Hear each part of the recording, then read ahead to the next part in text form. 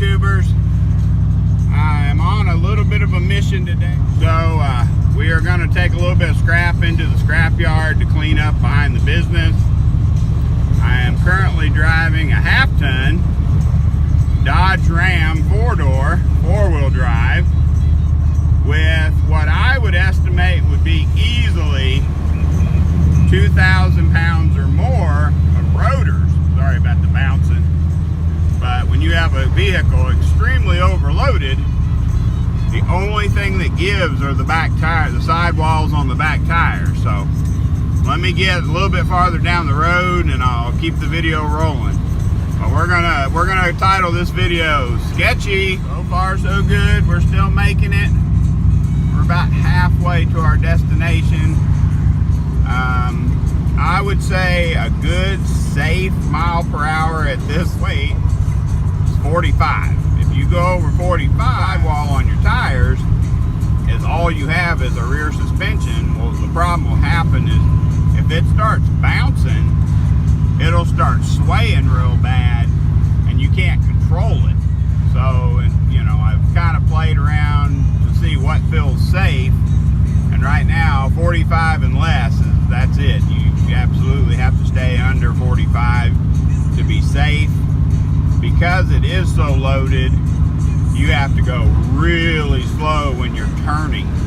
Even if it's just a curve in the road, you're gonna have to slow speeds down way lower than you expect, because you can feel the weight trying to roll or the tire off of the bead. Use a little foresight and plan ahead when you see when you need to stop. Start slowing down early. Just a quick little note I wanted to throw in the video. A lot of people will disregard load ratings when they buy tires, specifically when they're putting tires on their car trailers. If you experience blowouts when you're using your car trailer and you can't figure out why, 9 times out of 10 it's because you weren't using the right load rating tires for your trailer. Because here's what happens: once you load down something too close to or exceeding the rating of the only suspension you have is the sidewalls on your tires.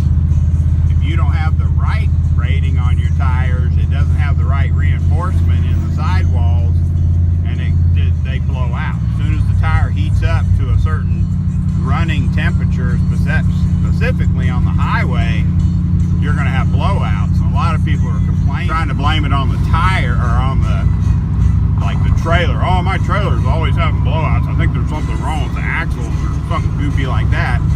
When really all it is they're buying the cheapest tires they can, and once they get up to running temperature on the highway, they pop. So, alright, well, let me get off here. We got a little bit more driving to do, and I'll continue the video. I want you guys to see that bouncing right there? That's at 50 miles an hour. Once you exceed 45, it really starts bouncing, which is dangerous in many ways, because once it starts bouncing, it really puts a lot of strain on your already tested sidewalls of your tires.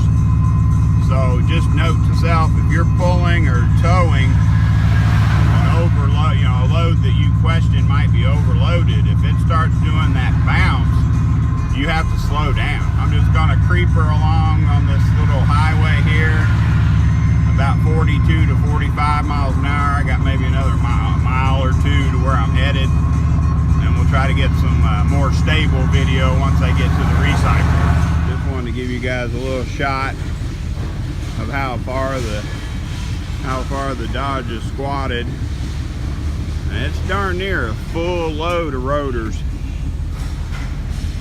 I mean, there was some more there at the shop that we could have thrown on top, but at this point, with it setting this low,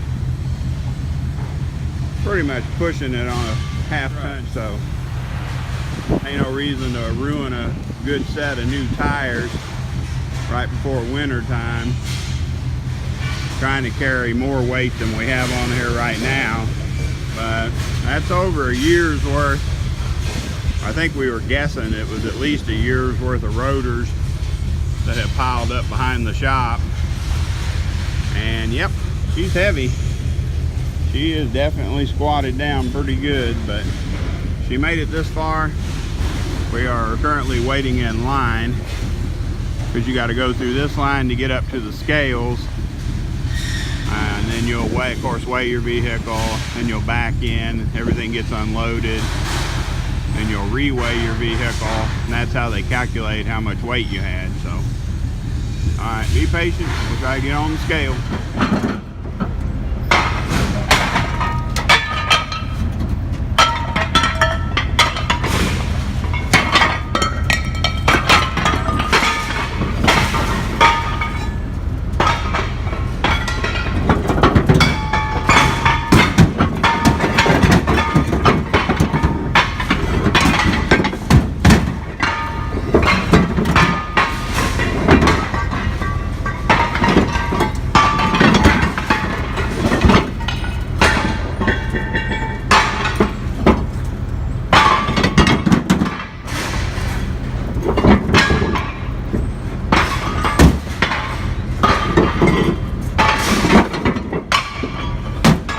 It took all three of us to load this thing down this morning with rotors.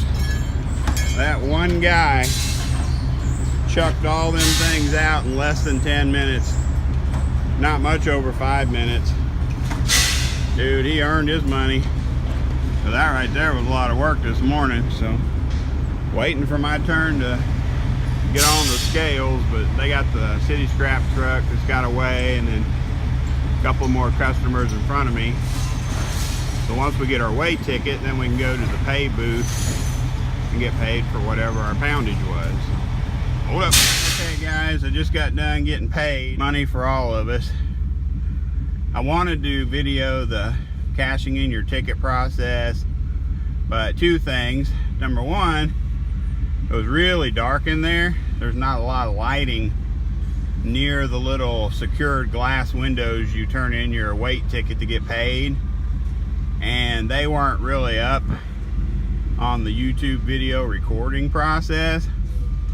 So I thought, well, rather than irritate them and do something they don't like, I would just give you a brief description. You have to walk through the warehouse in the back of the building.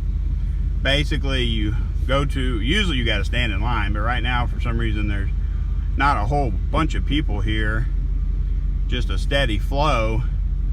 You basically have two glass security windows that you go up to. You have to have a valid ID or driver's license to get paid for scrap. You give them your weight ticket and your ID. She'll review it, find their rate, calculate up how much, your total weight minus your tare weight equals your pay weight, and then she'll add it all up, put it on a ticket. They give you your result ticket, is what I call it, back with your ID, and they ask you to please review the ticket. And once you understand and don't have any questions about the weight, please give them the ticket back. Then they'll process your payment. You signature pad, you get your money, or a check if it's too much money, and you walk away with the money. So basically that's the process. You just go in, get weighed, get your ticket, get your pay or your check. Sometimes, I don't know what the cutoff is, but if you get over a certain amount of money, they make you take a check. Okay guys, I wanted to do a quick wrap up before I got back to the shop. I wanted you guys to see, because just in case someone may not believe me, and I'm not recommending that everybody give this a shot. It's not always recommended that you carry 4,260 pounds of scrap iron in a half-ton pickup truck. But we made it successful. We didn't seem to do any damage to the tires or hopefully the axle. Remember, drive slow and give yourself plenty of time. If you start putting over 2 tons in a half-ton truck, you've done something that day. So I don't know if I feel impressed, satisfied, or embarrassed. So anyway, job well done and ram tough.